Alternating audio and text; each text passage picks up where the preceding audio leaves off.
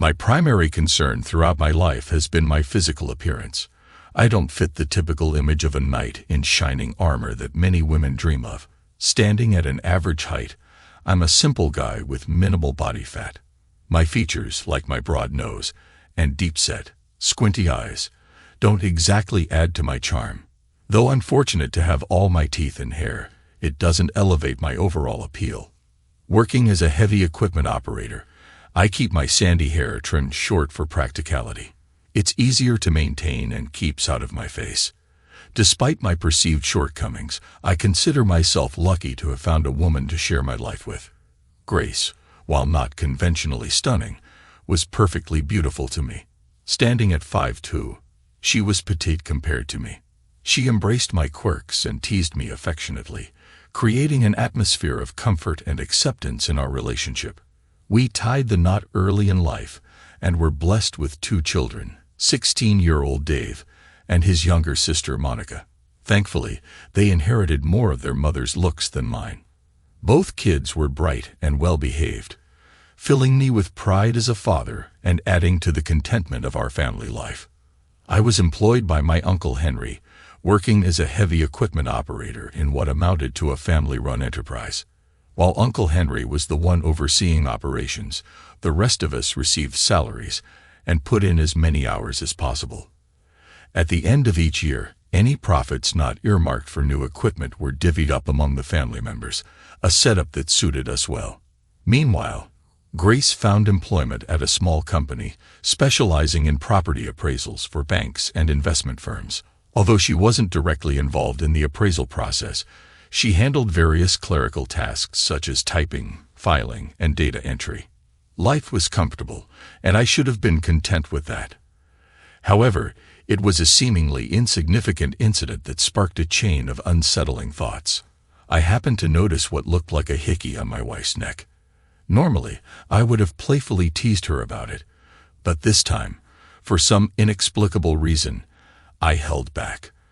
I knew I hadn't caused it, and it could have been a bug bite or an ingrown hair, but her efforts to conceal it with makeup at home only fueled my unease. While I could understand her desire to cover it up when going out, I couldn't shake the question of why she felt the need to do so at home. If Grace was seeing someone else, it would have to be during the day. She never ventured out alone at night, and I was always by her side when she did. I was certain she wasn't meeting anyone at our house. The thought gnawed at me for an entire week, even after the love bite had faded, leaving only the lingering memory. Our intimate life remained intact. While perhaps I wasn't as romantic as I could have been, I made efforts, buying her flowers unexpectedly, never forgetting her birthday or our anniversary. We dined out regularly, caught shows or movies when time allowed, and annually embarked on family vacations to special destinations. I valued her deeply as both a wife and a companion. Yet here I was driving myself mad over a trivial red mark on her neck. With work slowing down, Uncle Henry had no qualms about granting me a few days off. Unsure of what I was seeking or what I would do, I resolved to shadow Grace and see if anything transpired. Borrowing a car from a colleague, I armed myself with a crossword puzzle book and began my surveillance. For 2 days, nothing of note occurred. I trailed her to work, joined her for lunch, and returned home with her. I started feeling foolish until the 3rd day. Grace emerged from her office for lunch slightly earlier than usual. Instead of heading towards her car, she strolled around to the side of the building. As if on cue, a white 4-door company car appeared from the rear, and Grace slipped into the passenger seat. It seemed she was off to lunch with a coworker. It was a deviation from the routine of the past 2 days, but nothing overly alarming. I trailed them effortlessly, only to have my worst suspicions confirmed. The white car pulled into the parking lot of a shabby motel near the interstate ramp. I recognized the man as one of the appraisers Grace worked alongside, Luke something. He already possessed a key. They entered the room with a practiced ease, drawing the curtains and shutting the blinds behind them.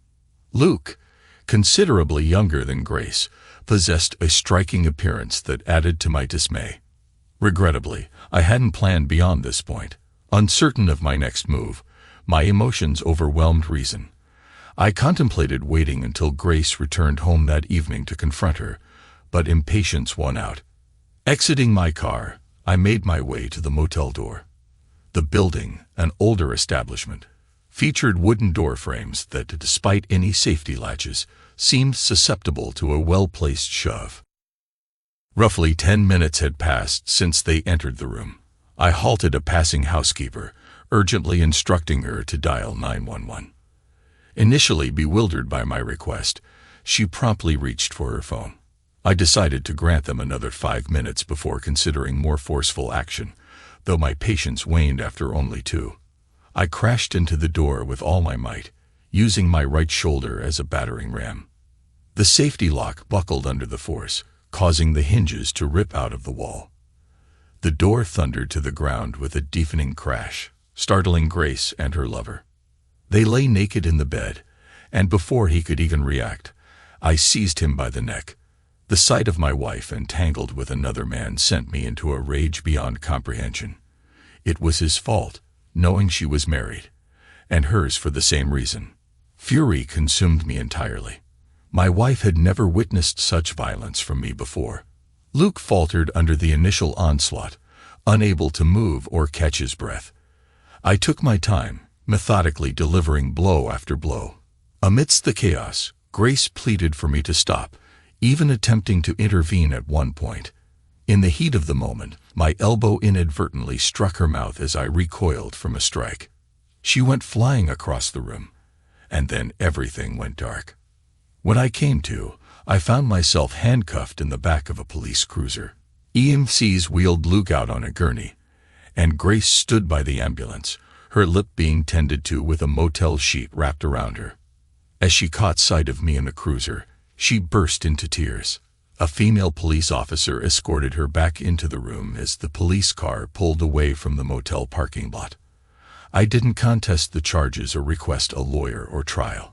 Justice was swift, and my actions were deemed premeditated since I had instructed the maid to call 911 before breaking down the door, but the specifics of the verdict mattered little to me. I was handed a 2-year jail sentence. Before heading off to the state lockup, my brother Martin was the only one who managed to see me. He pledged to visit again once things had calmed down. Life in my new surroundings proved relatively uneventful, particularly once word spread about the circumstances that landed me there. It took 10 days before Martin made another appearance. "Walter, I thought about bringing you some cigarettes, but then I remembered you don't smoke," he joked, attempting to lighten the mood. "Enough with the jokes, Martin. What's going on at home? Nobody's filled me in, and all I get here are rumors and nonsense," I pressed. "It's about as bad as it could be. The kids and the rest of the family are devastated. Grace has been holed up in the house since it all went down. Dave and Monica have been staying with Mom and Dad, but they're planning to return home later this week. As for Grace, she's not talking to anyone. Jane, her sister, tried to visit, but Grace wouldn't let her in." "Is Grace communicating with the kids?" I inquired. "Not a chance. They tried reaching out, but she won't budge. I doubt she'll open up about what really happened to anyone," Martin replied. "I assume she's not going to work," I continued. "She hasn't stepped out of the house. It won't be long before she runs out of food," Martin remarked. "And who's taking care of the bills?"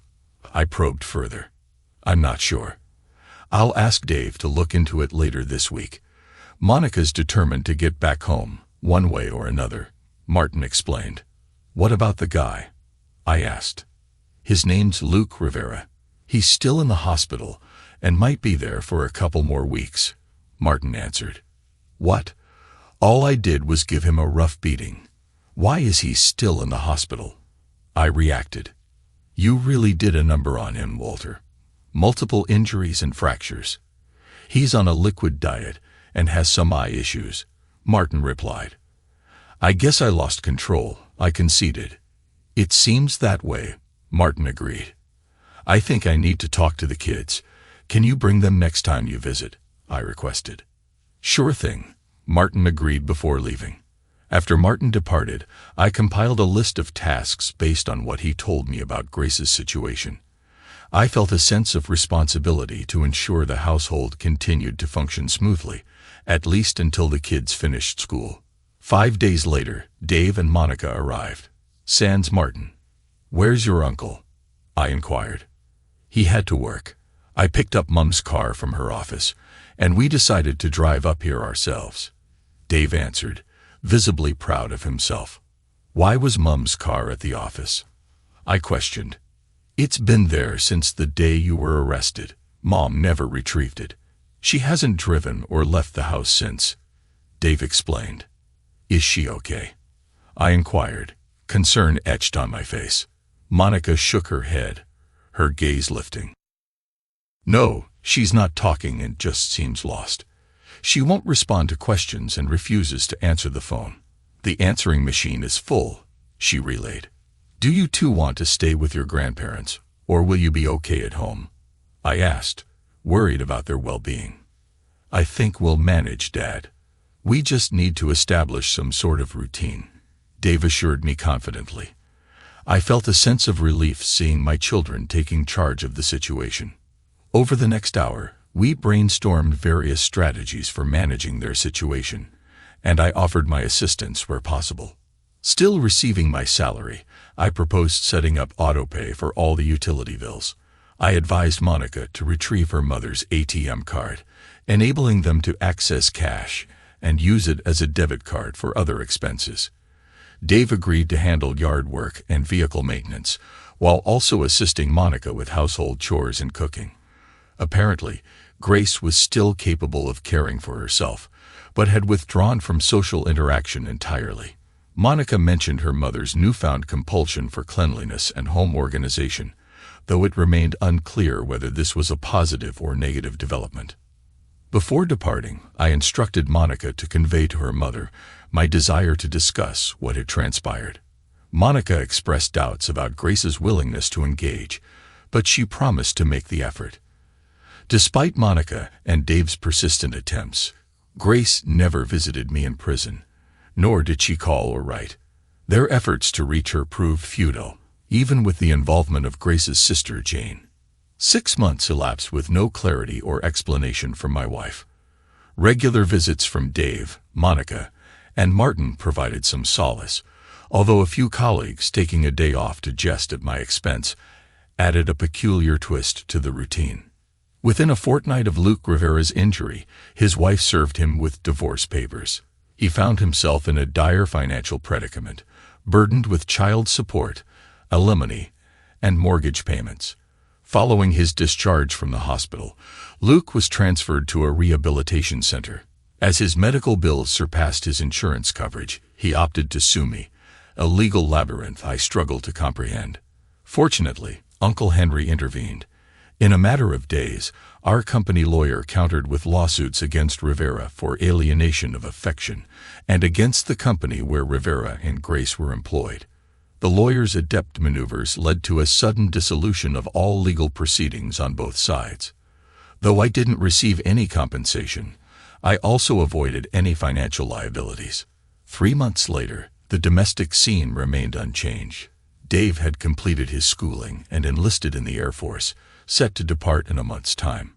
With Monica now possessing her driver's license, they felt confident that his absence wouldn't present logistical hurdles. However, Grace persisted in her refusal to answer phone calls and remained confined to the house. While she wasn't directly causing issues for Monica, the status quo seemed unsustainable. Grace had begun flatly refusing Monica's attempts to facilitate communication between us or to arrange visits. Following Dave's departure, Monica started visiting me alone, occasionally accompanied by Martin. Grace's sister Jane made a solitary visit, though her purpose remained a mystery to me. Approaching nearly a year into my sentence, my wife had withdrawn completely, refusing to engage with me or anyone else. I dedicated countless hours to pondering our predicament. Grace never extended an apology, nor sought forgiveness, nor provided any explanation for her infidelity. She offered no ideas on how to mend our relationship or rectify the situation. In her eyes, nothing had gone awry, and her disregard for my feelings made me feel insignificant and dismissed. It seemed she deemed me unworthy of her time or consideration, leaving me feeling like an inconsequential nuisance, a mere annoyance to be rid of once Walter's problem was resolved. These thoughts consumed me, igniting an inner rage that simmered beneath the surface. Luke Rivera had completed his rehabilitation and settled into an efficiency apartment near his workplace.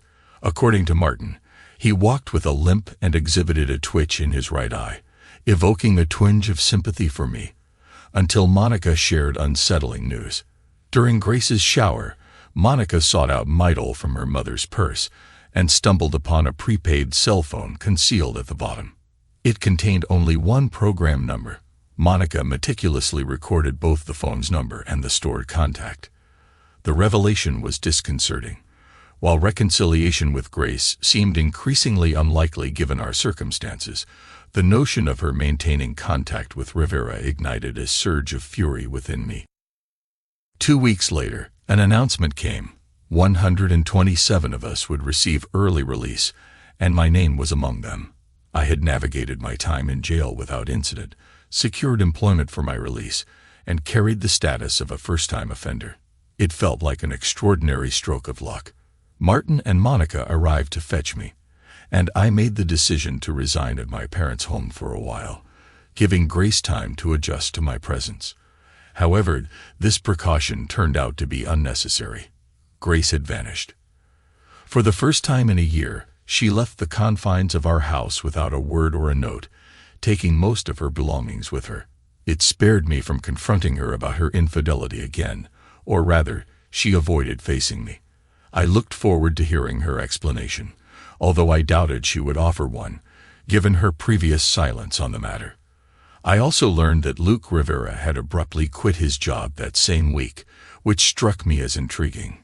Rather than staying with my parents, I opted to move back into the house with Monica. She seemed relieved to have me home, particularly since she had acquired a steady boyfriend in my absence. However, this also meant I spent my evenings alone. Surprisingly, I found myself missing the camaraderie of my cellmates. Any companionship was preferable to solitude. Returning to work within the week, I slipped back into my routine seamlessly, as if I had never left. Feeling indebted to Uncle Henry and the family, I committed myself to putting in extra hours, a commitment that was readily accepted. Strangely, I discovered that my taste for beer had diminished over the past year. Hard liquor had never appealed to me, so I found myself indulging in Coke and iced tea instead. Despite some teasing from my colleagues, I remained steadfast in my choices, impervious to peer pressure. The nights were the hardest, filled with thoughts of Grace and Luke Rivera. They made a mockery of me. I didn't even know Rivera, yet the treatment I received from my wife was undeserved. I had never mistreated her, never resorted to physical or verbal abuse. I had always shown her respect and affection. I had done nothing to warrant her disdain. Yet it seemed she didn't hate me. She simply felt nothing at all, discarding me like an old slipper without a second thought. It was a deeply humiliating experience. Marcy did her best to offer support, but there was little she could do to alleviate my pain. I was glad she had found companionship, particularly after the challenges she faced caring for her mother the previous year. I wanted to give her all the time she needed to recover. Meanwhile, I endeavored to conceal my depression, whether at home or at work. Immersing myself in work helped to distract me from thoughts of Grace. By the time I returned home, exhaustion often granted me respite, though not always. One Sunday afternoon, I resolved to visit Jane, Grace's younger sister. Divorced with 2 young children, she had shown me kindness by visiting me during my time in prison, though I couldn't fathom why. Sometimes I wondered if a warmer reception from me might have led to further visits. "Walter, how nice to see you. I heard you were back home. Come on in. Would you like coffee or a beer?" Jane greeted me warmly as I entered. "Coffee would be great," I replied, following her to the kitchen. "I suppose I know why you're here. I may not have much information, but I'll assist however I can," Jane offered as she set 2 steaming cups on the table. The biggest question you probably won't be able to answer is why, I admitted, sinking into a chair opposite her. You're right, Walter, I can't help you there. I tried asking her multiple times, in different ways, but she either ignored me or changed the subject, Jane explained. I thought she wasn't speaking to you, I remarked. She wouldn't even see me until a week ago. Then suddenly, she wanted to talk, Jane revealed. A brief silence settled between us, Jane seeming cautious yet willing to offer what information she could. Jane, why did you visit me at Graterford? I asked, recalling her unexpected appearance during my incarceration. I don't know. I felt Grace had wronged you somehow, and I didn't think you deserved that. But you didn't seem too pleased to see me, so I didn't return, Jane explained. Sorry about that. I was still hurting and didn't know how to react. I guess I was a bit oversensitive, I admitted. Other than what I read in the papers, I still don't know what happened, Jane sighed. I chuckled softly, setting my coffee down. It's simple. She cheated. I caught them, and I dealt with it. End of story. Except you spent a year in jail, Jane pointed out. I like to think of it as a vacation. Better than one of those damn cruises. I joked, but neither of us found much humor in the situation. What are you really here for, Walter? Jane asked, cutting through the tension. Where is she? I inquired bluntly, hoping for a straightforward answer. Reno, Jane replied, surprising me with her candor. Grace came to see me to discuss my divorce. I couldn't provide the answers she was seeking, Jane added, offering a glimpse into Grace's recent actions. Why? I pressed for more insight.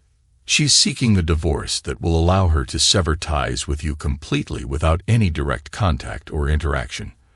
I informed her that such an arrangement isn't feasible here. She seemed disappointed. Initially hesitant about Nevada due to residency requirements, she ultimately saw it as her only option. Her employer has a branch office in Reno, and the man she's with, Luke something, managed to secure a transfer there. She plans to file for divorce as soon as she meets the residency criteria, Jane explained. It all clicked into place, though I didn't relish the clarity. I couldn't fathom why she didn't initiate the divorce while I was in jail. I would have gladly signed the papers upon receiving them. Her delay seemed to have backfired. What did I do wrong, Jane? I posed that question to my sister as she left. She simply smirked and exited without offering an answer, Jane recounted. I suppose she decided I wasn't attractive enough. I wish she'd realized that before we married, I mused bitterly. Then you wouldn't have had Dave and Marcy, Jane reminded gently. A faint smile tugged at my lips. True. Walter, my husband, was handsome, but he was a scoundrel. Attractiveness isn't reason enough to marry a man. I won't make that mistake again, Jane asserted, her voice firm with resolve. I suppose I'll have to look for a divorcee who used to have a handsome husband. Maybe I'll have better luck next time, I remarked foolishly, only realizing the stupidity of my words once they left my lips. Flustered, I hastily stood up and thanked Jane for the coffee and conversation. It dawned on me why she had visited me at Graterford. It seemed I wasn't just unattractive, I was also a bit slow on the uptake. As I departed, Jane appeared slightly embarrassed, and I felt a pang of remorse. To distract myself, I booked a week-long Caribbean cruise and gave the ticket to Martin as a gift. Being unmarried, I knew he would relish the trip, especially with my covering the expenses. In return, I borrowed his car, preferring to keep him in the dark about my intentions. It took me 3 days to drive to Reno. Upon arrival, I located a vacant bank repo house just east of Sparks and easily arranged for Luke Rivera to visit and conduct an appraisal. He arrived equipped with his clipboard and tape measure. 30 minutes later, he found himself in the trunk of Uncle Martin's car, bound for the east. About 30 miles outside Winnemucca, I found a secluded turnoff that suited my purpose. I wasn't sure where the dirt road led, but I only needed the first mile. Though Luke had been breathing when I stashed him in the trunk, He apparently decided to cease at some point during the journey. It was regrettable, as I had hoped for further conversation. Opting for a desolate ravine with rocky terrain and rugged vegetation, I relieved him of his watch, wallet, and cell phone before disposing of the body. Perhaps someone would stumble upon him eventually, but not until the local wildlife had finished with him. Continuing my journey eastward, I found myself feeling somewhat vindicated, though it was a sensation I hadn't anticipated. I'd never considered myself vengeful, but apparently I had it in me. Stopping at a casino in Elko, I discreetly left Luke's wallet in the men's room, confident that someone would stumble upon it and make good use of the credit cards. With no report filed for a missing wallet, no one would likely flag any unauthorized transactions. As for the watch, it held no particular value, so I discarded it in a nearby trash bin. Crossing into Utah, I resolved to call Jane once I reached home. Perhaps it wouldn't lead to much, but at least I could enjoy a nice meal with her at a restaurant. Starting to feel a sense of satisfaction with myself, the ringing of my cell phone interrupted my thoughts. The caller ID displayed the same number Marcy had provided. It seemed I was about to have a conversation with my wife after all. "Luke, where the hell are you? Luke, are you there? Answer me," came her frantic voice. My unmistakable gravelly voice would give me away instantly. "I'm sorry, you have the wrong number," I responded, feeling a pang of guilt. I listened for a brief moment, just enough to catch my wife's despairing words. "Oh God, no." Without hesitation, I tossed the cell phone out of the car window. In a few days, I'd be back home. I could only hope Martin was making the most of my vacation.